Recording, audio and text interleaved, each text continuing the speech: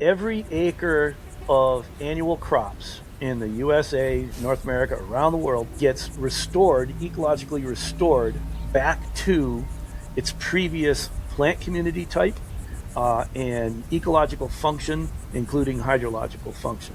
And that's a small change. Modern agriculture is in a state of model collapse. The researchers study a flawed system already, which is an orchard, which is 100% apples of the same clonal variety. So they're studying a flawed system. Then they generate results. And then the next research that comes along, they're adding the flawed results back to the flawed system again and again and again. Welcome back to the Soil Talks podcast. But today we're zooming out. Mark is the man who proved that you can scale permaculture to broad acre farming without losing your shirt or your sanity. Mark, welcome to the show. Well, thanks for having me. Why do you believe annual monocrops like corn and soy are a war against nature, and how perennial polycultures like trees, shrubs, grazing, like we kind of just talked about, offer kind of that peace treaty? Well, what I want to do with that, the way that question was asked, it was asked and it threw in a lot of concepts. I want to frame this from the perspective of observable reality. What are the actual things that we're actually seeing? So I'm not talking about corn versus chestnuts. Corn and chestnuts are both high carbohydrate, low oil, low protein. You know, they're a grain. Chestnuts are a grain that grows on a tree. They have fundamental differences in how you grow them. Corn is an annual grass. The seed requires a good soil to seed contact in order to sprout and grow. It needs minimal competition in order for it to grow. And so what that ends up happening is you have to, if you have a grassland, historically, you'd have to plow up that grassland to get your corn to grow. Then every time the weeds keep coming back, that's nature trying to reclaim the site. You have to get rid of those weeds somehow, either through cultivation or through chemistry. And so that right there is a fundamental difference in order to grow carbohydrates that way than a chestnut. A chestnut, yeah, you'll want to have good soil to seed contact. You put it in the ground, and then it needs a little bit of care for the first few years to get past the grass competition. And then it dominates the site. And then it doesn't need disturbance to keep coming back year after year because it's there for the next 100 zillion years. So there's just a fundamental difference between the two ways of growing that carbohydrate. And if you look at corn and you think about disturbance, there's places where, you know, herds of bison went through. There was a flood that deposited silt. There are places and there are reasons and needs to have annual plants because of disturbance. However, when you disturb 50% of a continent to plant annual crops, you lose the ecological function that the plant community, the perennial plant community, whether it was grassland, savanna, or forest, you lose the functionality of the ecosystem.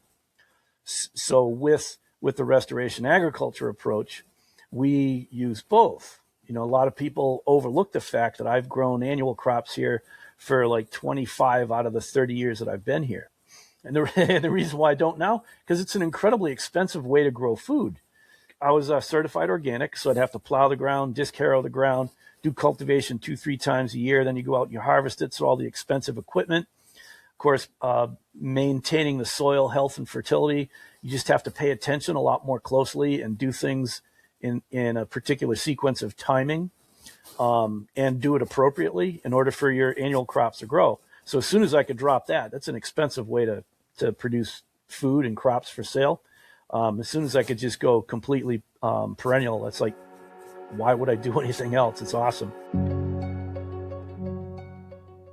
And that's great to see that you have operated both ways. You did mention something also about the weeds coming in and Mother Nature kind of healing itself. We worked on some projects in oil and gas on reclamation work and things like that. And we were going in and helping them restore those, right? Taking biologicals and different things, cover crops, and planting them on there in order to remediate the soils. But when we would come across land farms that had weeds growing on them, we would check those land farms and they were 100% clean. Mother Nature had already done her job, and so why should I try to kill the things that want to live? And why do I struggle to keep things alive that want to die? Let the things die that want to die, and I'll work with the ones that want to live. And so I kind of backed into the ecological restoration side of it. But you think about that over long, deep geological time, the plants that would survive where you are adapted to that place, whether it goes into a drought cycle, a wet cycle, cold cycle, hot cycle, 4 or 5 different ice ages. Those plant community types are adapted to that place. They have the genetic information hardwired right in them, how to survive all of that. And all we have to do is work with that. It's a beautiful platform to start from. Uh-huh. All right. What it will do is it will require you to think differently. I just was talking about somebody that brought me to their operation. They had sheep enclosed in a old derelict apple orchard. They weren't harvesting the apples anymore, and they weren't making any money. And they were looking at their sheep operation as this closed unit within their farm. And I said, well, here's what we do is we now integrate your whole entire farm. We redesign your whole entire farm, and the whole farm will become profitable. And they're like, nope, we want you to show us how to make the sheep profitable on this spot, on this location. And it's like, it doesn't work that way. It's not that simple. We have to design a complex ecosystem, and it's going to require the other parts of the property in addition to this one little square that you have fenced off. Can you kind of define the difference between a sustainable agriculture and restorative agriculture for me? Well, sustainable, if you think about that, that's what are the practices required to sustain what you're doing right now in perpetuity? You're kind of holding it steady and holding it in place and not degrading it. Restoration, on the other hand, ecological restoration and basically what it is going to a area and restoring the plant community types that used to be there historically over a long period of time, and the ecological functions that happened at that place, and the hydrological relations that were happening on that place. And most commonly, and one of the reasons why I intentionally chose that for the title of my book, is that most commonly people say, well, hey, look, you either get agriculture or restoration. You can't have both. And so we can't afford to take land out of food production to restore it back to an ecosystem that once was, because we'll starve the rest of the planet. And that's not entirely true, because what we're going to grow there are going to be different crops. This goes back to our previous little discussion. It's like, in order to grow things here almost effortlessly, I have to let go of corn and beans, because they're not effortless here. They take a lot of work to grow here, and a lot of equipment and expense to grow here. Whereas the oak savanna plant community types, those plants are growing so fast and so vigorously that literally I have to go after them with chainsaws and tractors to get rid of them, because they belong here, they thrive here. And so we're restoring the ecological function. What goes along with that is now you get all of the wildlife, the insect life, the birds, the animals, reptiles, amphibians. And if you think about birds, for example, most birds anyways have insects as a high percentage of their diet. Well, what are the birds doing in your ecosystem? They're doing insect control. So why would I want to eliminate their habitat when now I'll have to go take care of the insect control? Same with amphibians. Well, they need water in order to reproduce. So let's manage any runoff water and have pocket ponds here and there specifically for amphibians to reproduce in, and as watering stations for livestock, so I don't have to have tanks and pipes and hoses. And now I've got amphibians that are helping with insect control. Why would I spray insect control spray to get rid of insects when I know that amphibians get 50% of their oxygen right through their skin?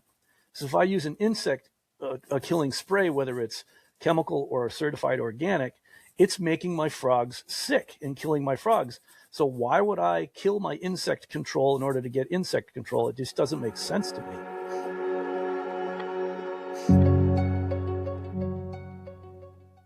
doesn't that seem like a bit extreme to go in and now start cutting stuff down and chipping it all up, and or taking trees and logging them and turning them into lumber? It's like, well, if you look at disturbance, natural disturbance, fire is a big, huge part of most ecosystems around the world. When a fire comes through, all of the carbon is exported from the site, except for the little bit of debris that's left behind, whether it's ash or just shredded wood. So to remove the carbon isn't necessarily an ecological bad thing to do, because nature does that on occasion as well. You can have more stems per acre. We can actually have a faster growing woody plant community than if we just left it alone. So when we go in and manage the woody component of a ecosystem, we end up having a healthier, more vigorously growing woody plant community and more useful forms. The trees are growing straighter and taller, et cetera, et cetera. And it pays for itself because we're producing high quality products. Let's move on to the water side of things. Keyline design. Let's dive into the concepts from Water from Any Farm. That's your book. How do you use Keyline systems to move water from valleys to ridges? The term Keyline design was crafted by P.A. Yeomans in Australia, used to describe a pattern of land use that I'm going to actually show a demonstration. I've never used a rolled up face cloth before, but I'll use it. If you have here's a hillside, right? And if I pour water on me, it's going to run straight down. Or I can either farm across the slope, or I can make channels across the slope using various different tools. And if this is a channel 1 foot deep, 100 foot long, and the water comes down this way, what's that water going to do? It's going to sit there on contour, and it's going to soak in, so that water no longer goes down to the valley and floods out the valley. So there's a little bit more water up on the hill, and it adds up over time. Well, the keyline cultivation pattern, as described by Yeomans, is you start at what's called a key point, and you go right there where your collarbones come together. Yep. Or in a valley system, you go up to the head of the valley, and all of a sudden it's not valley anymore. It's kind of like that headlands above it. That's a key point, that's a key point, and that's a key point. At the key points, now you take a contour line from that key point. So now we've got this channel is now on contour. And then that's our key line. And then in the valleys, if you go ahead and have your equipment pass parallel to that as you go down the valley, in theory, according to Yeomans, those lines now pitched this way. So what happens now, the water comes down, it spreads out from the valley to the ridge. Sure. That's a really cool idea. Unfortunately, that only works on a simple landform. Sure. Yeah. So getting those two manuals that you actually authored, that pretty much will set you on the path that you need in order to make it happen. Yeah. And I would recommend getting the blue one first, just to get a full understanding and say, okay, yeah, I get it now. And then when you want to go put it on the ground, then go get the brown one. And before you get the brown one, I would spend about a week on a high fiber diet, because this is all the engineering diagrams and the math and stuff like that. And if that's not your thing, it will constipate you. It's boring. All right. Yeah, no. And like you said, get it from Acres USA. Correct. Let's discuss hydrology as architecture. The planet and the way that the rainfall interacts with the planet could care less where you want a pond. Yeah, but that's the wet spot. It's like, well, the reason why that's a wet spot is because all the water ran off your dry spot over here and wasn't managed properly. So if we start and we design a system that captures whatever water comes down, spread it out, soak it in, direct it to certain locations, by doing the design on the ground of the water management system, it will show us where to put the pond, where to put the house, etc. Water drives the shapes on this planet. It's just amazing. That's cool. I never looked at it that way, but it's a good analogy. Yeah, let's talk about the stun method. I kind of backed into the stun technique and realized that that's how nature operates anyways. I encountered it because, I go out and I plant 100 trees because that's all I can afford. And then next year I plant another 100 trees, and planting these trees and taking care of last year's trees and taking care of the last ones, pretty soon I can't take care of these other ones anymore. And I realized that the ones that I didn't take care of at all were doing okay. They weren't doing as well. And then was like, was it really worth all the effort to get these trees to grow really, really well? And what I found out over time is like, no, it wasn't, because the trees that weren't adapted to my soil types and soil chemistry, the rainfall pattern, whether it's hot or dry, cold or wet, deer browse, a lot of deer browse, the ones that couldn't survive here died. The ones that did survive, they had something genetic going for them. They knew how to survive, and they could survive and thrive. Well, then out of those, I would go find the ones that produced fruit or seed earliest in their lives. Then I save that and replant those. So now I'm focusing the genetics for early reproduction. Well, then the trees that are really young, they're getting, the early reproduction's getting replanted into the system. Well, then if this tree right here produces more than the others, it has more seed represented in the seed lot. So now I'm selecting for high productivity, early reproduction on all, and then high productivity.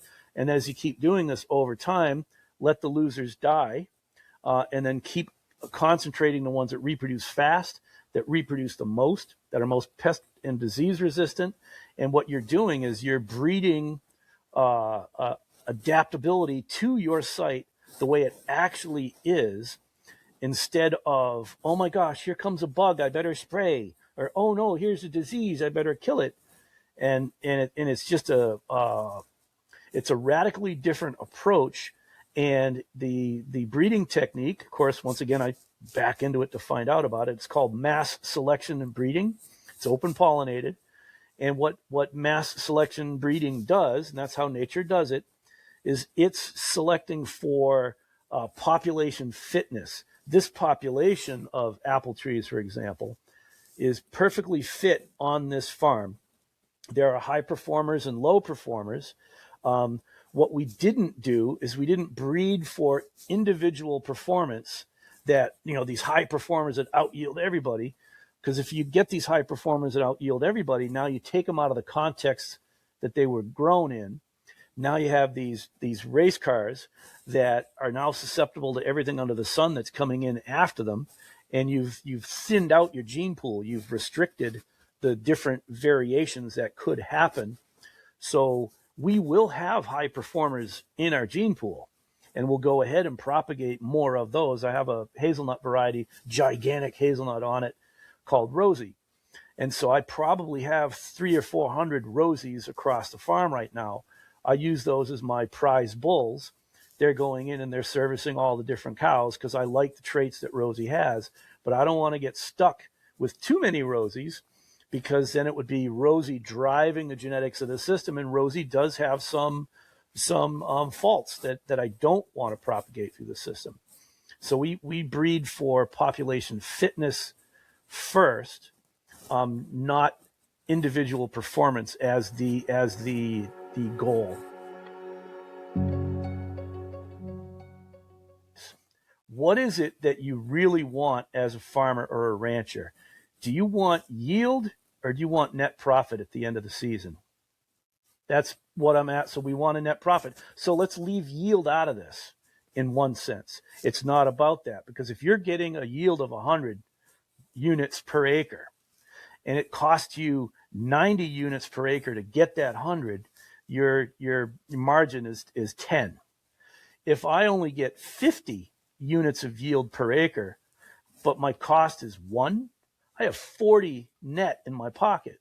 So I have 4 times as much as you for 90% less work. That's from the yield side of things. Well, another one on the yield side of things, let's take, I'll use a simple example, an agroforestry system with black walnut for timber and nuts to sell to the nursery industry, and corn.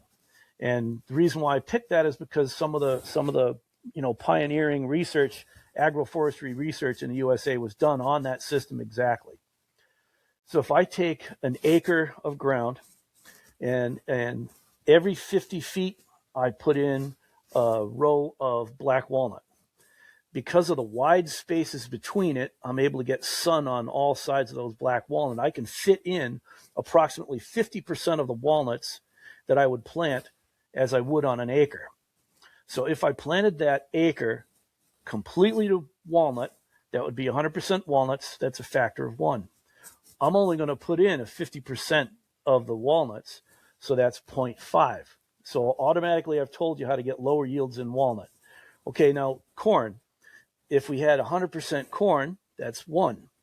Well, we took 20% of the land away from the corn to plant the walnuts. So now we only get 0.8 corn. So now I told you how to get a lower yield of corn. So by getting 0.8 of a yield of corn and 0.5 of a yield of walnut, that's 1.3 total site yield.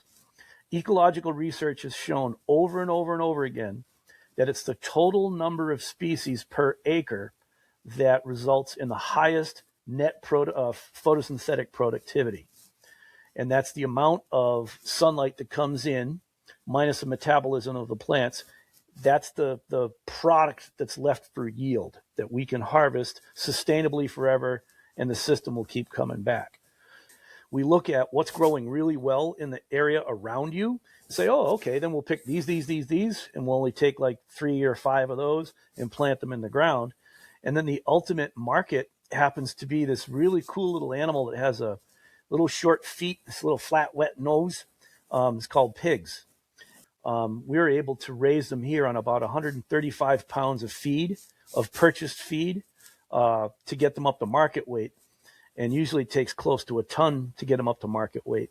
Things like if we're harvesting apples and pressing cider, we have a lot of the apple squishings that are left over. So that stuff that we harvested, then we go dump that in. After we've finished harvesting a block, they go in and they clean up off the ground afterwards too. So they're doing both, delivering it to them and cleaning it up.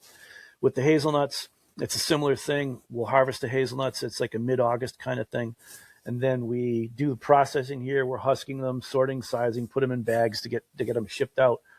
And then they get the cleanings that come off the cleaning machine, and they kind of snuffle through that. And then we turn them loose, and they go clean up the stuff that we missed that's out in the field.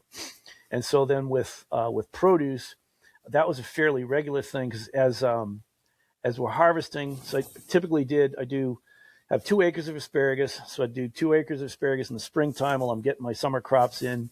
Then I do some sort of squash, mostly acorn squash and pie pumpkins. And then green peppers were another one. So after you go down, you're picking peppers, if it's got a hole in it or a spot or, whatever, I go down the road, you go left out, right in, left out, right on, left out, right on. And so then I go down, then you turn around and come back. The left ends up being the same thing, and those are all the ones that are flawed. Then I just go down with the front end loader and put them in the bucket and go dump them to the pigs. And the same with the squash, is they would get all the squash and the pumpkins and clean those up. And one of the really neat things about pumpkin seeds and squash seeds is they're actually a parasiticide. So in the last month or so before they go to market, they're getting dewormed from all of the squash and pumpkin seeds. And then they go on to the chestnuts, and then they plump right up. How can a farmer transition from, say, 1,000 acres of corn to a restoration model without going bankrupt in year 3? Is there a way to do it on a larger scale? When I say scaled, say 10x what you started with. Is there a way to do it, Mark? Yeah, there is. And actually, people know about this place because this is, this was done 30 years ago, and it's the most mature. I had actually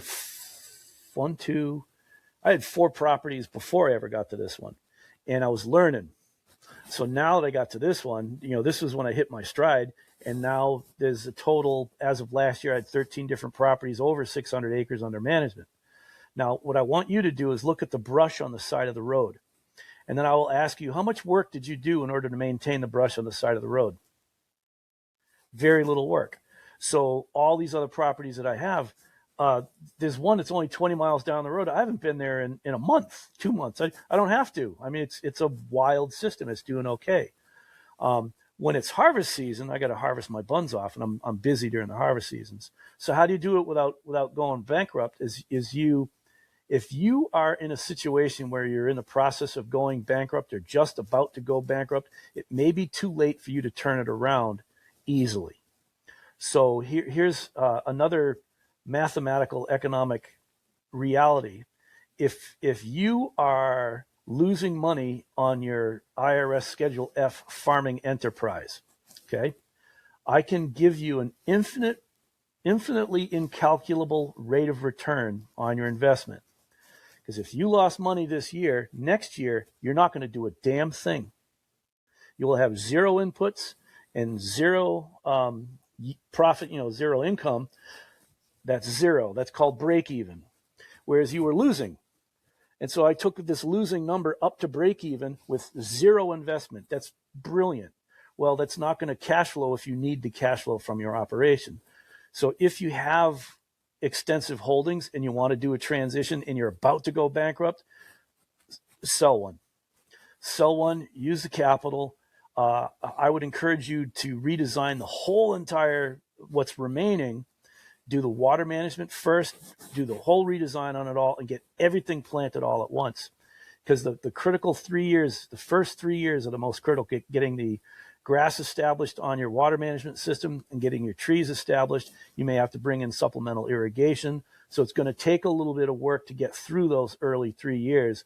And then after that, it just the work just drops off, significantly. So that's one way to do it on a larger scale. Whereas I've done it on the other way around, and I'm going to use another analogy. If you look at a steam piston on a train, right? It's only this big and it's only this long. And unlike a gasoline car where you can like pour more gas into it and it goes faster, you can only run so much steam through this pipe and it only goes so fast. But you have what's called this flywheel effect. And you go ahead and you get it going. You get it going slowly. And once that flywheel is spinning and it's up to speed, so now you get your system so it's here, it's established, it's going to be okay. You take a belt and you slip it onto the flywheel on the one next to it, and that same steam power can now start driving that one and the one that you're on. And you can keep doing it until the friction in the system is so great that one little input, that one little steam piston can't do it anymore.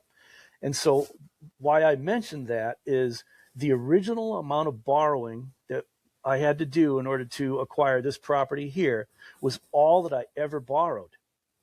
So you pay it off for a few years.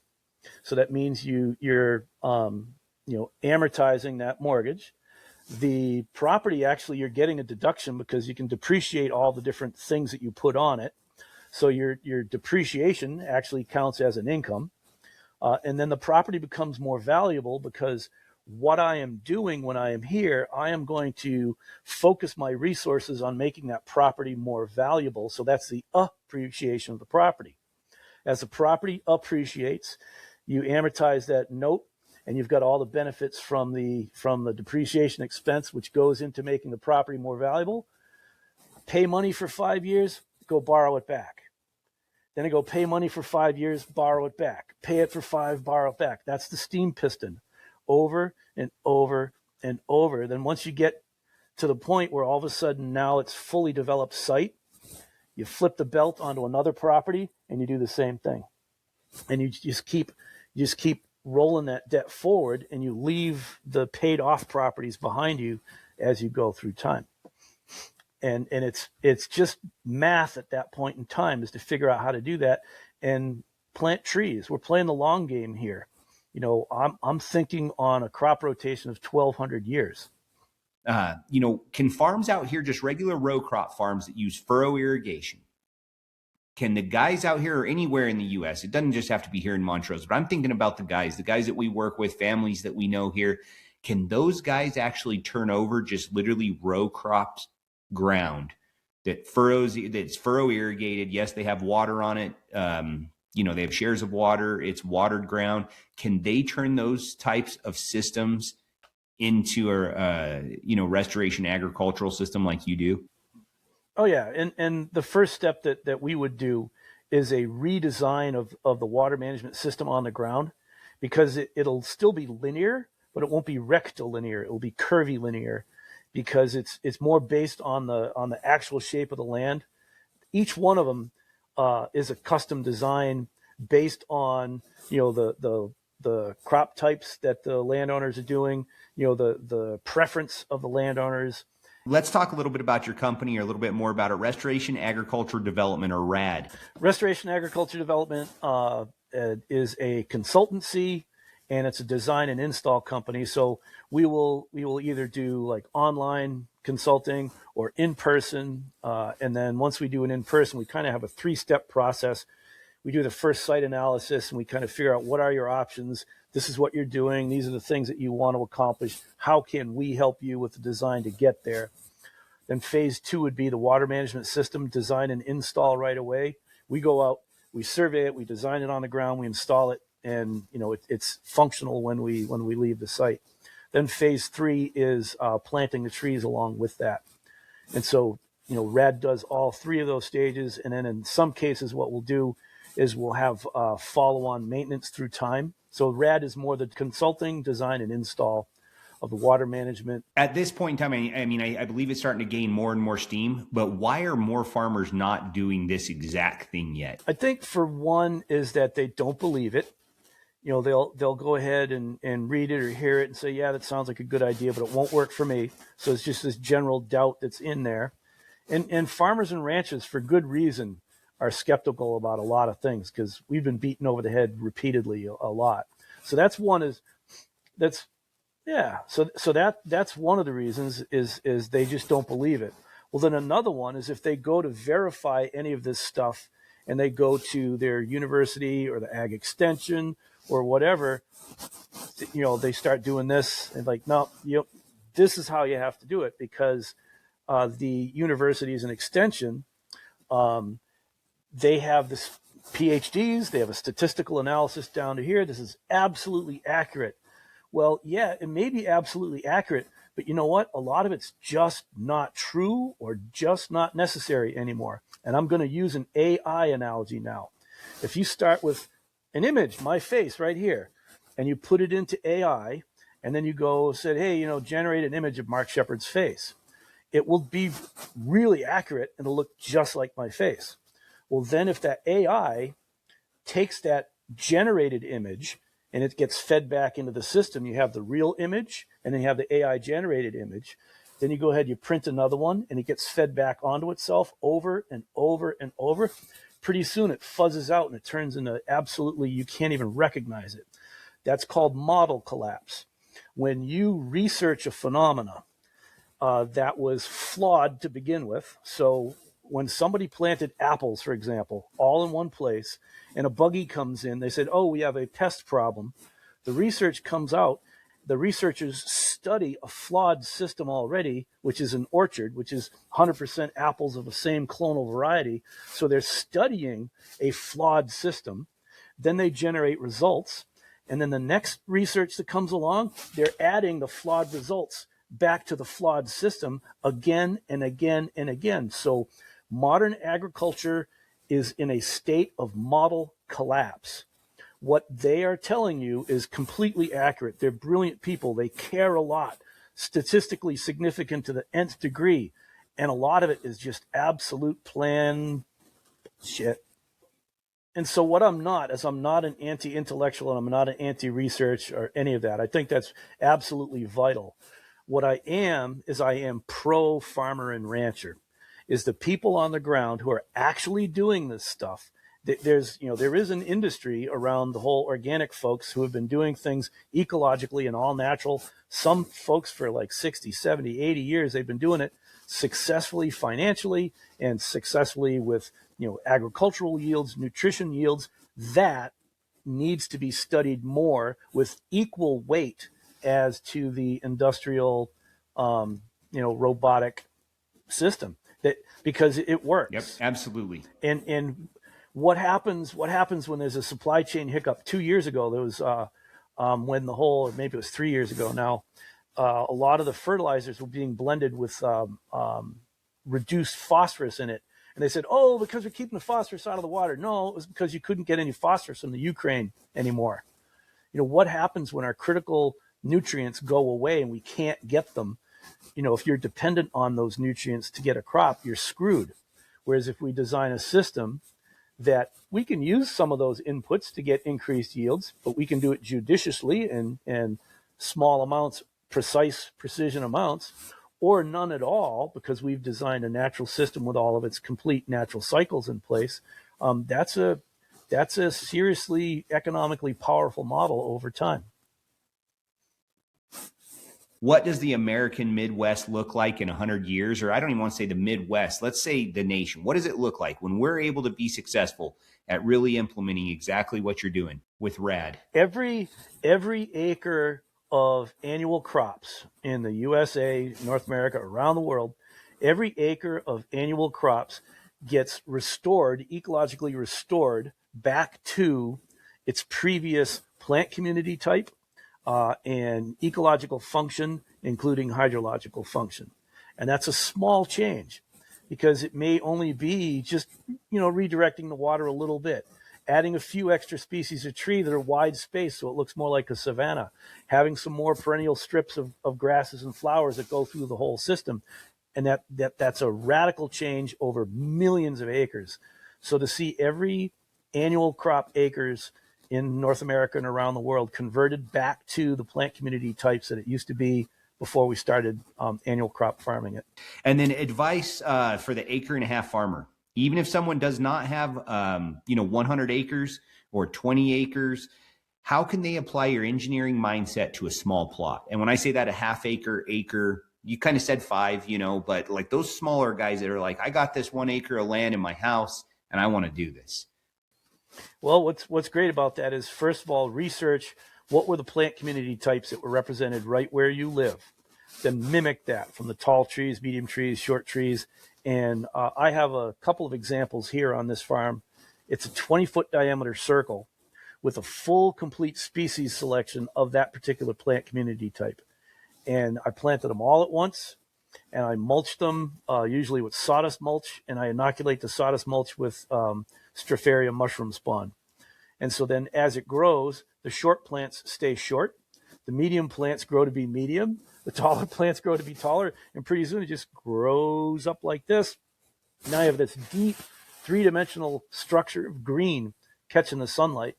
You can do it on the crack between where you park the car and the sidewalk. And the proper stuff that I'm talking about, I focus mostly on food. The ornamentals, you can do all the ornamentals. That's what people are doing anyways. But I would go all different food species in that system. Perfect. Rapid fire questions. We're coming to the end of this, Mark.